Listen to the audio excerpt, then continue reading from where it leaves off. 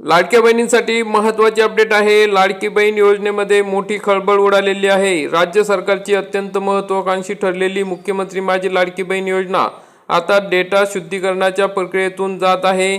E-KYC प्रक्रियेदरम्यान धक्कादायक माहिती समोर आली असून तब्बल 71 लाख महिला या योजनेसाठी अपात्र ठरल्या आहेत। ओळख पडताळणी आणि तांत्रिक निकष पूर्ण न केल्यामुळे या महिलांना आता योजनेच्या लाभापासून मुकावे लागणार आहे। 21,300 कोटींचा खर्च आणि अपात्रतेचे कारण काय आहे, तर या योजनेत एकूण 2,43,00,000 महिलांनी नोंदणी केली होती, मात्र पडताळणीमध्ये अनेक त्रुटी समोर आल्या आहेत। अपात्रतेचे कारणे काय आहेत, तर अनेक श्रीमंत घरातील महिला, सरकारी कर्मचाऱ्यांचे नातेवाईक आणि काही ठिकाणी महिलांच्या नावावर पुरुषांनी देखील या योजनेचा लाभ घेत असल्याचे उघड झाले आहे। त्यामुळे आर्थिक बोजा सरकारवर पडला आहे। गेल्या 20 महिन्यात या 71 लाख अपात्र ठरलेल्या महिलांवर सरकारचे सुमारे 21,300 कोटी रुपये खर्च झालेले आहे। दरमहा 1,065 कोटी रुपये केवळ अपात्र लाडक्या बहिणींच्या खात्यावर जात होते, ज्यामुळे राज्याच्या आर्थिक घडीवर मोठा ताण पडला आहे। ई-केवायसी संदर्भात मोठी अपडेट समोर आली आहे।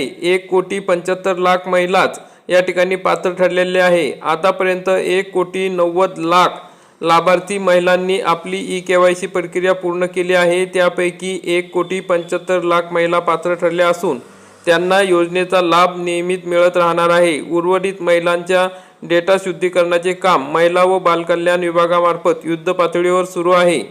आता ई-केवायसी करण्यासाठी 30 एप्रिल 2026 पर्यंत शेवटची संधी देण्यात आलेली आहे। ज्या महिलांनी ई-केवायसी करताना चुकीचा पर्याय निवडलेला आहे किंवा ज्यांची प्रक्रिया अद्याप अपूर्ण आहे, त्यांच्यासाठी सरकारने आनंदाची बातमी दिली आहे।